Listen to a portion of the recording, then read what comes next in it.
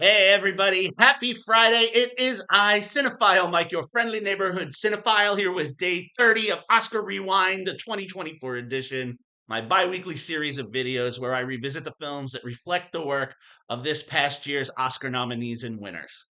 My hope is that you will discover a new, older favorite, or maybe revisit something you haven't seen in a while. I'll be discussing the awards history for the film, box office information, critical response, and as always, these reviews are spoiler free. So, congratulations to my fellow New York City teachers. You've done it. Regents are over. The school year is done. To my fellow administrators, my friends, today's your last day. If you're watching this because of the posting, congrats. You survived another year. Unless you're a 12-month, you're going to go back. But you know what? Enjoy the little bit of summer you got before you go back. Ah, and kind of wrapping end of the school year, June traveling time. Earlier this week, we had Greenberg with travel. Today, we're talking about a party. We have a group of students getting ready to graduate. So, what better way than to discuss a film with an end of year party? I'm going to discuss Sony Pictures' Superbad. Written by Seth Rogen and Evan Goldberg and directed by Greg Motolla, the film was released at the end of the summer in August of 2007. Now, according to Box Office Mojo, this film proved a box office success, making $121,463,226 domestically and $49,349,300 internationally for a worldwide total of $170,812,574 from a budget that was only approximately $20 million. Quite a turnaround. On Rotten Tomatoes, the film shows a positive reception with an 88% critical score from 208 reviews, and as of this recording, an 87% audience score made up of over 250,000 ratings. So let's dive in.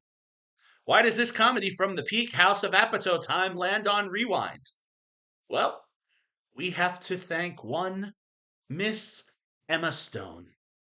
Emma was actually nominated for two Oscars this year, which some people may not remember, both of them for Poor Things. One was for Best Picture, as she served as one of the producers, which she did not win, but the other, which she did, was her second Best Actress award. So she's a two-time Best Actress winner now. One more, and she ties other recent three-time winner, Frances McDormand.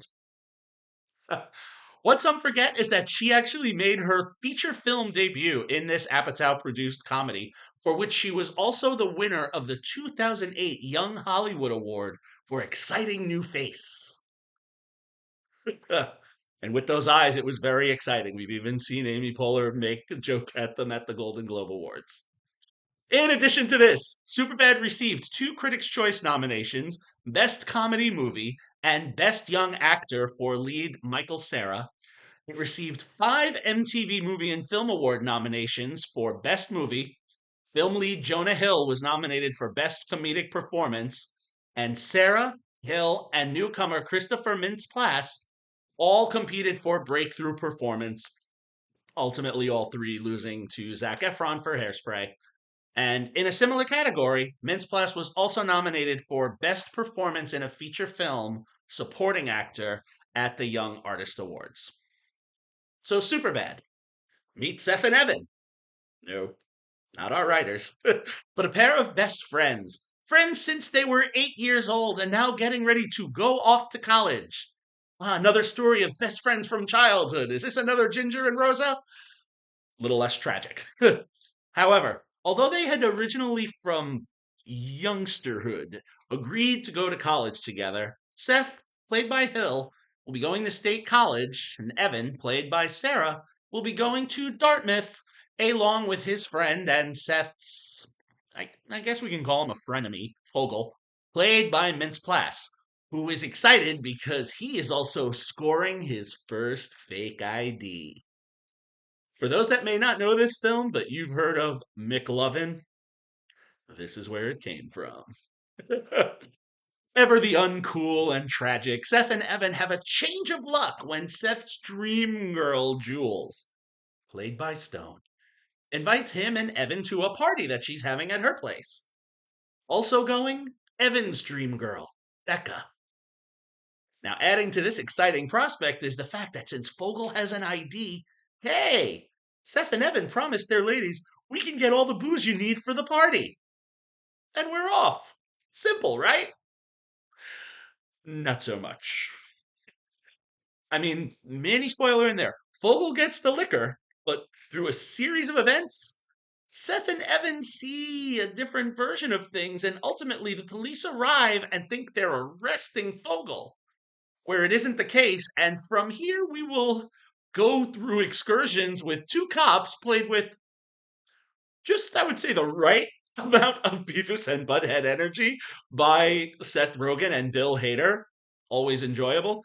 To be very laughable without getting too excessively annoying, we'll have a few car accidents that will make you wonder how one of our protagonists actually survives to the end of the movie.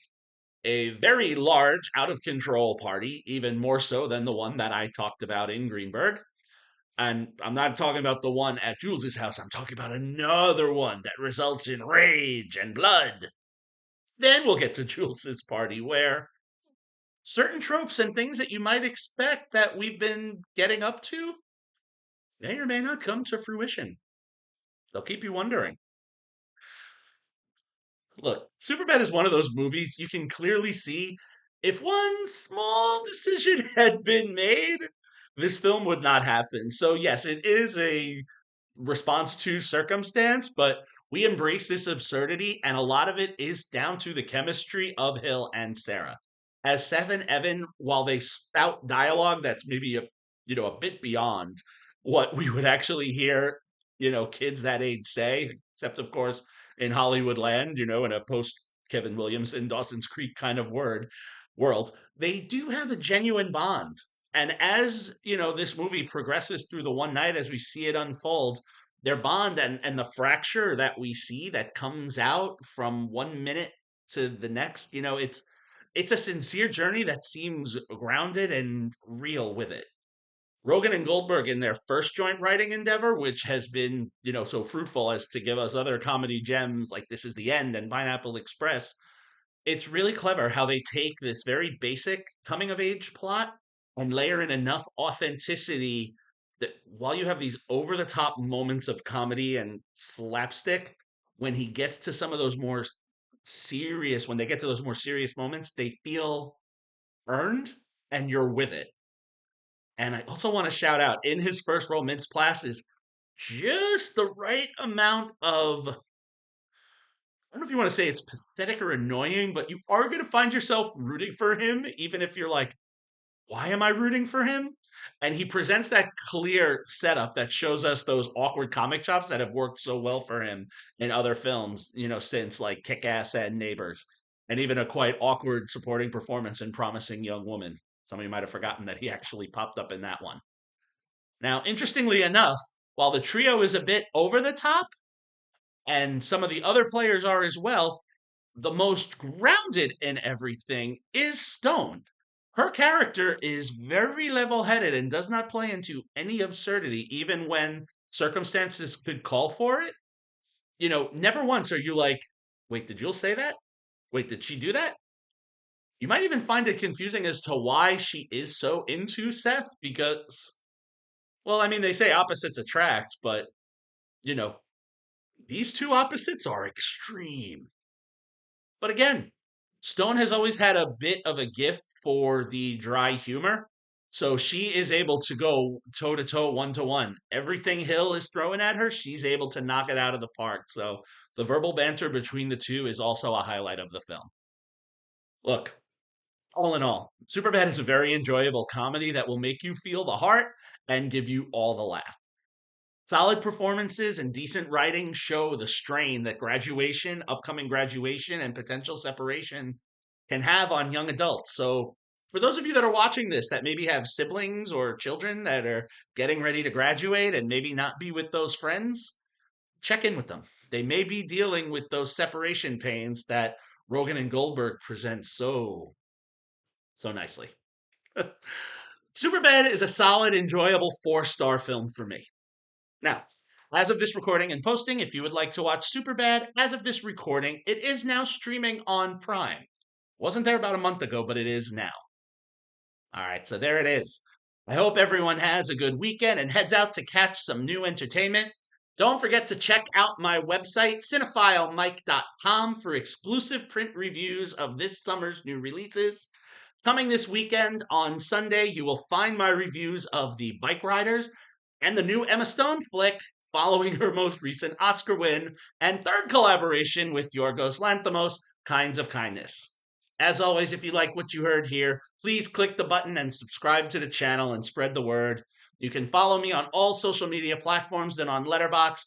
Happy watching, everyone. And until next time, this is Cinephile Mike saying take a break and watch something new.